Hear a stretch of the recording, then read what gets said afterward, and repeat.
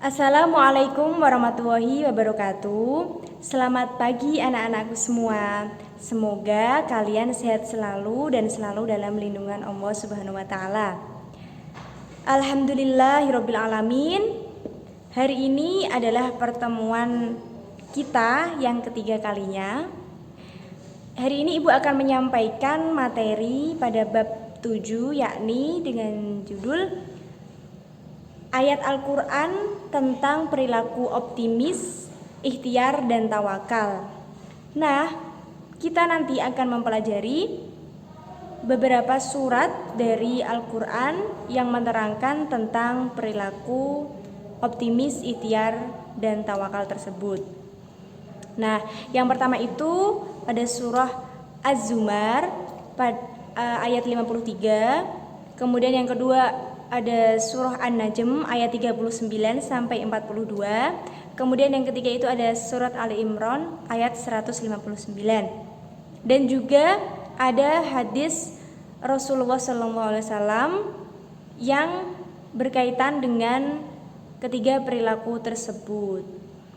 Jadi untuk itu Ibu mohon perhatiannya, kalian perhatikan dengan seksama video materi yang sudah Ibu siapkan dan harap ditonton sampai akhir selesai.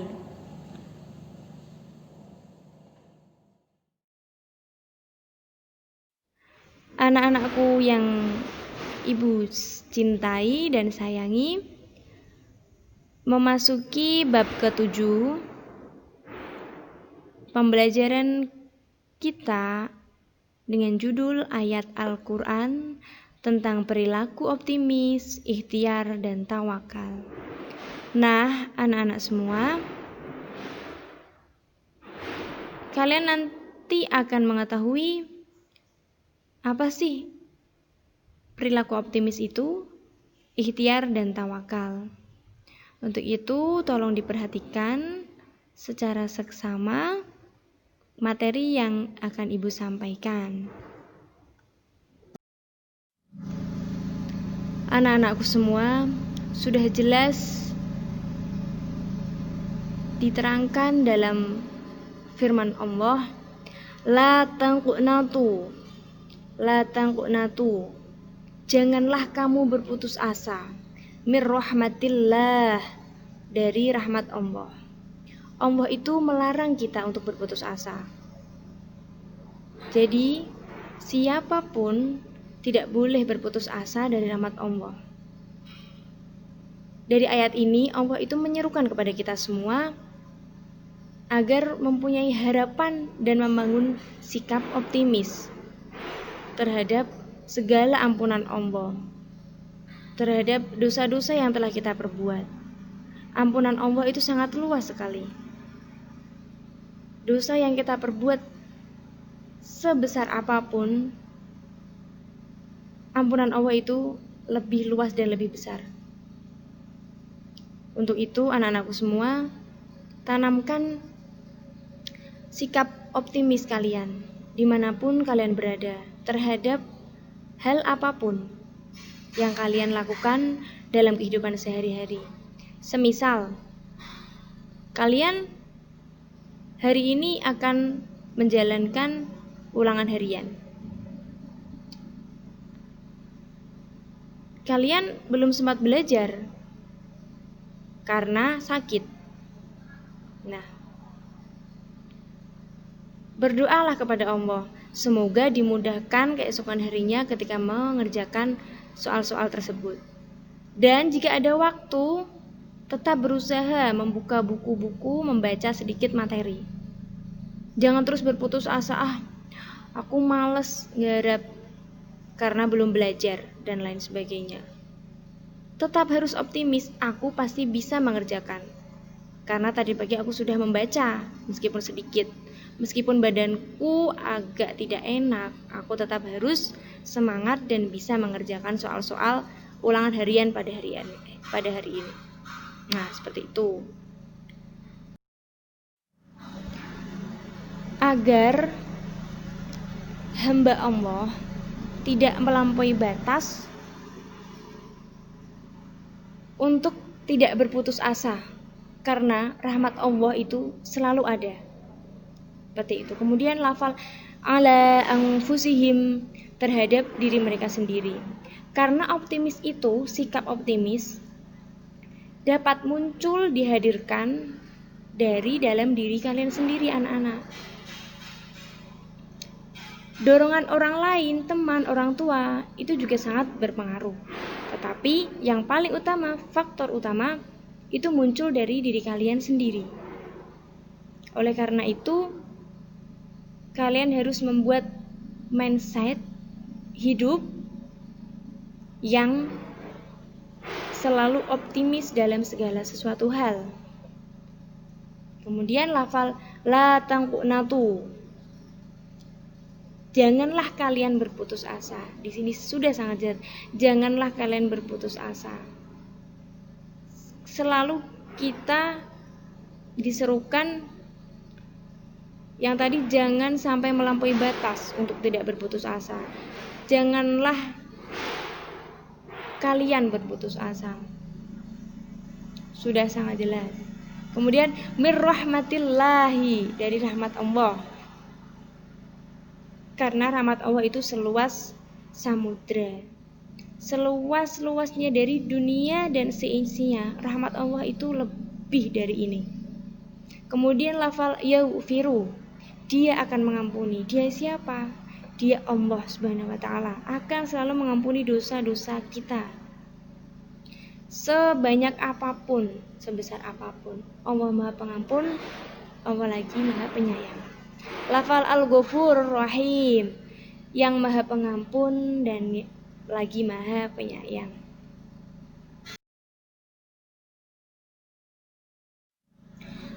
Berikhtiar. Ibu bacakan surahnya. Bismillahirrahmanirrahim. Wa an laysa lil insani illa ma sa'a wa anna sa'yahu sawfa yura thumma yujzahul jazaa'al awfa wa anna ila rabbikal muntaha. Yang artinya, dan bahwa manusia hanya memperoleh apa yang telah diusahakannya, dan sesungguhnya usahanya itu kelak akan diperlihatkan kepadanya, kemudian akan diberi balasan kepadanya dengan balasan yang paling sempurna, dan sesungguhnya kepada Tuhanmu lah kesudahannya segala sesuatu. Surah An-Najm ayat 39 sampai 42.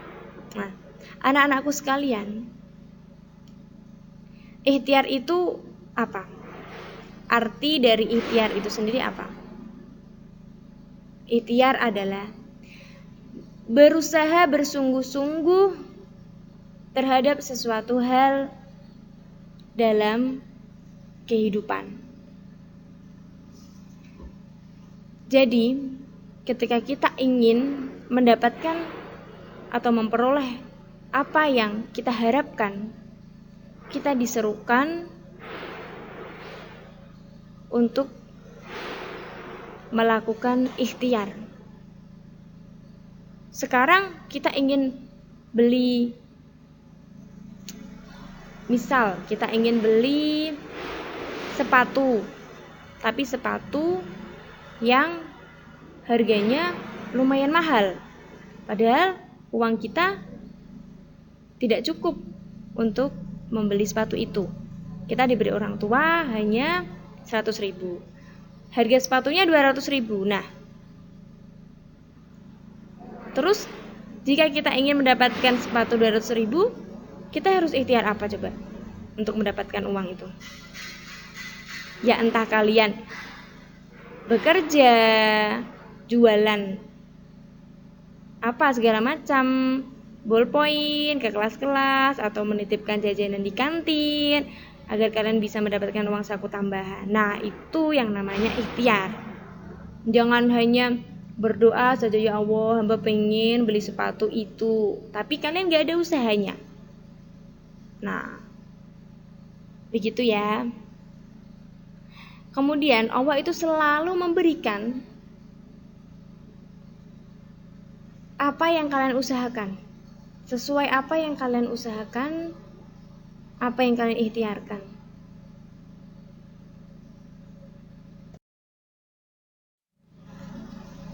Kosakata pada surat An-Najm ini diantaranya wa al-laisa lil insan, dan bahwa manusia hanya memperoleh, memang manusia itu hanya memperoleh apa yang mereka usahakan.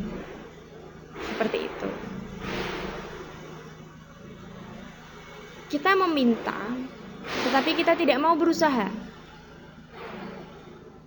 Allah tidak akan berikan itu. Kemudian masa'a, apa yang telah diusahakannya. Seperti yang tadi Ibu jelaskan, kalian ingin sesuatu hal, kalian usaha dulu. Jika kalian sudah usaha, sudah berdoa, pasti Allah akan berikan. Entah waktunya kapan, pasti Allah akan berikan. Jika Allah tidak berikan, berarti itu tidak baik untuk kalian. Karena yang paling tahu apa yang kita butuhkan hanya Allah Subhanahu wa taala. Karena manusia itu kodratnya mempunyai nafsu, selalu ingin. Sedangkan Allah lebih tahu apa yang kita butuhkan. Kemudian yujzahu, akan diberi balasan kepadanya. Balasan apa? Balasan atas ikhtiar yang telah kalian lakukan. Al-jaza al-awfa, balasan yang paling sempurna. Allah selalu memberi kejutan kepada kita. Kita ikhtiar dengan berbagai macam, janganlah kalian berputus asa. Allah tidak akan memberikan kekecewaan terhadap kalian. Pasti Allah akan memberikan balasan yang paling sempurna terhadap usaha-usaha yang kalian lakukan. Gitu anak-anakku semua. Jadi pesan Ibu, ketika kalian mempunyai hajat, harapan untuk suatu hal dan di masa depan, tetap kalian harus berusaha dan tak lupa berdoa. Karena segala sesuatu hal di dunia ini itu atas kehendak Allah. Kalian sudah berusaha, kalian sombong, aku udah usaha kok, tapi gak mau berdoa. Tidak boleh seperti itu. Jadi kalian sudah berusaha untuk bisa berangkat ke pasar, entah membeli apa yang kalian benar-benar inginkan pada hari itu juga. Ternyata Allah tidak mengharapkan hal itu. Karena bisa saja ketika kalian perjalanan pergi ke pasar, entah kalian kecelakaan atau mendapatkan musibah apapun itu. Nah, di balik keputusan-keputusan Allah yang kalian tidak tahu, belum tahu, kok aku tidak jadi pergi padahal aku ingin sekali ke sana. Ada hikmah, selalu ada hikmah di balik kejadian-kejadian yang kalian harapkan itu tidak terjadi pada diri kalian. Jadi anak-anakku semua, ketika kita mengharapkan sesuatu, tumpuan pertama dan tumpuan paling utama, pengharapan nomor 1 hanyalah kepada Allah Subhanahu wa ta'ala. Ingat itu ya. Segala urusan kehidupan kita. Lafal fabima rahmatin, maka berkat rahmat. Rahmat siapa? Rahmat Allah Subhanahu wa ta'ala yang seluas samudra senantiasa diberikan kepada hamba-hambanya. Wasyawirhum, dan bermusyawarahlah dengan mereka. Mereka siapa itu? Mereka yang bersikap keras dan berhati kasar, yang menjauhkan diri dari Muhammad SAW, dari penggalan ayat tadi, surah Al-Imran ayat 9, ayat 159. Fatawakkal, maka bertakwalah kepada Allah Subhanahu wa taala. Alallahi, kepada Allah Subhanahu wa taala. Ha, kho, ada 6. Dan itu dibaca jelas. Anhum, samanya bertemu dengan kho. Tidak bertemu dengan ain. An'amta, seperti itu. Kemudian lafal yang keempat, rahmatim minallah. Ini dinamakan bacaan idgham bi gunnah. Karena apa? Ada tanwin bertemu dengan huruf mim. Huruf idgham bi gunnah ada berapa? Ada 4. Ya, nun, mim, wawu. Bisa kalian ingat dengan kata yanmu, ya, nun, mim, wawu. Itu adalah bacaan idgham bi gunnah, huruf idgham bi gunnah. Begitu ya. Kemudian wa al-laisa. Kenapa tidak wa an laisa, Bu? Nah, ini adalah bacaan idgham bila gunnah.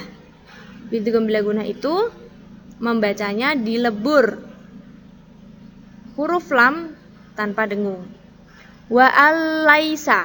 Jadi langsung ke huruf lam yang bertasydid ini. Nunnya tidak terbaca. Wa al-laisa. Seperti itu. Kemudian tambihun. Bacaan iqlab. Hurufnya hanya 1. Idgham bila gunnah hurufnya ada 2, lam dan ro. Ya. Yang terakhir ini iqlab, hurufnya hanya ada 1. Jika nun mati atau tanwin bertemu dengan huruf ba, seperti itu. Ini juga yang atasnya sama. Jika nun mati atau tanwin bertemu dengan masing-masing huruf tersebut. Membacanya dengan memasukkan huruf mim. Tambihun.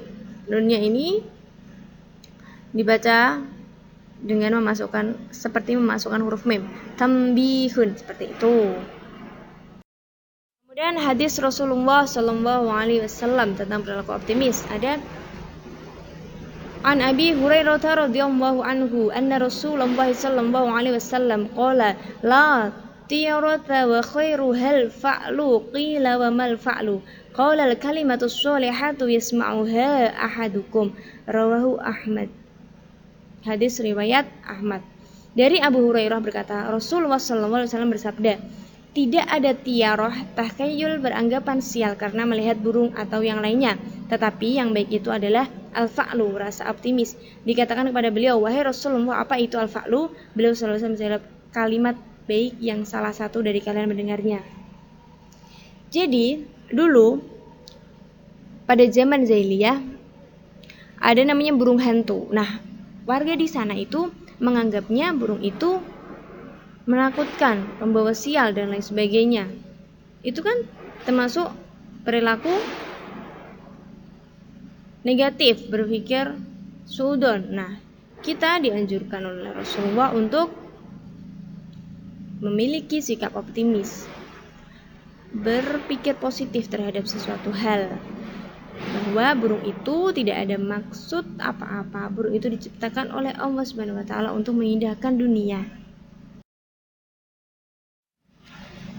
Lebih menyukai, menyayangi hambanya yang bekerja keras, mencari kayu,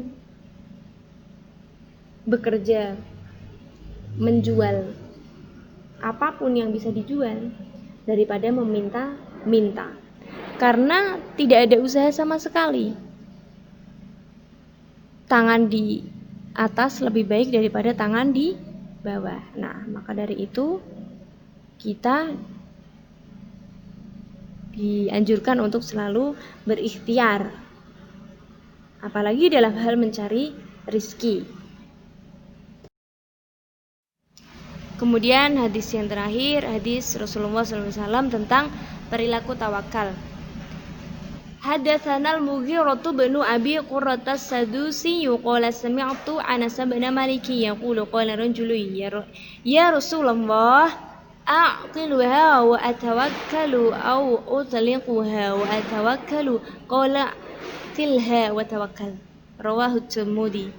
Yang artinya, telah bercerita kepada kami Al-Mughirah bin Abu Qurrah As-Sadusi berkata, aku mendengar Anas bin Malik berkata, ada seorang lelaki yang bertanya, wahai Rasulullah, apakah aku harus mengikat untaku kemudian bertawakal, atau aku melupakannya saja kemudian bertawakal? Ikatlah untamu kemudian bertawakallah. Hadis riwayat Tirmidzi.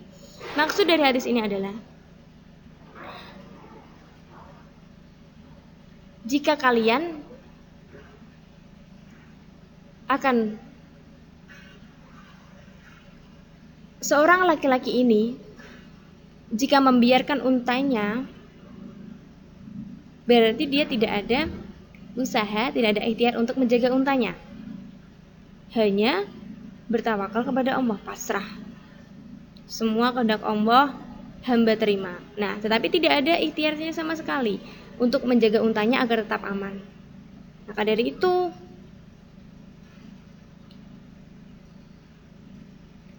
Rasulullah SAW menjawab, ikatlah untamu kemudian bertawakallah. Karena berikhtiarlah dulu untuk menjaga untamu. Jika unta itu sudah diikat, kemudian hilang karena kemudian unta itu hilang, setidaknya kita sudah melakukan ikhtiar, berusaha untuk menjaga unta itu. Kemudian tawakal, serahkan kepada Allah. Jika unta itu masih menjadi rezeki kita, maka masih pada tempatnya. Jika unta itu hilang, berarti itu bukan rezeki kita. Nah, seperti itu anak-anak. Jadi kalian sudah berusaha untuk bisa berangkat ke pasar, entah membeli apa yang kalian benar-benar inginkan pada hari itu juga. Ternyata Allah tidak mengharapkan hal itu. Karena bisa saja ketika kalian perjalanan pergi ke pasar, entah kalian kecelakaan atau mendapatkan musibah apapun itu. Nah, di balik keputusan-keputusan Allah yang kalian tidak tahu, belum tahu, kok aku tidak jadi pergi padahal aku ingin sekali ke sana. Ada hikmah, selalu ada hikmah di balik kejadian-kejadian yang pada ayat tersebut Allah Subhanahu wa taala berfirman bahwa manusia hanya akan mendapatkan sesuatu yang telah ia usahakan. Allah Subhanahu wa taala akan memberikan balasan yang sempurna. Maksudnya Allah Subhanahu wa taala itu akan memberi balasan terhadap semua perbuatan manusia meskipun perbuatan tersebut terlihat sederhana. Jadi, usaha apapun yang kalian lakukan, sesederhana apapun, Allah akan pasti memberikan balasannya. Balasan terhadap perbuatan yang kalian lakukan di dunia ini. Sekecil biji zarah pun, kebaikan apa yang kalian berikan, Allah akan berikan balasan. Keburukan apa yang kalian berikan, Allah pasti juga akan berikan balasan. Ali Imran ayat 159. Pada ayat-ayat tersebut menjelaskan perintah tawakal. Manusia hendaknya segera bertawakal kepada Allah Subhanahu wa taala dan ikhlas menerima hasil yang akan diperoleh Allah Subhanahu wa taala. Mencintai dan memberikan kebaikan kepada orang-orang yang bertawakal. Alhamdulillah, sekian itu materi yang dapat Ibu sampaikan. Terima kasih banyak anak-anak sudah menonton sampai akhir video materi ini. Semoga bermanfaat untuk kita semua. Dan tak lupa kita harus selalu berpikir positif. Kemudian ikhtiar, bersungguh-sungguh dalam menjalankan sesuatu, berusaha. Kemudian setelah berusaha kita bertawakal, serahkan semuanya kepada Allah karena Allah lebih tahu apa yang kita butuhkan daripada apa yang kita inginkan. Wassalamualaikum warahmatullahi wabarakatuh.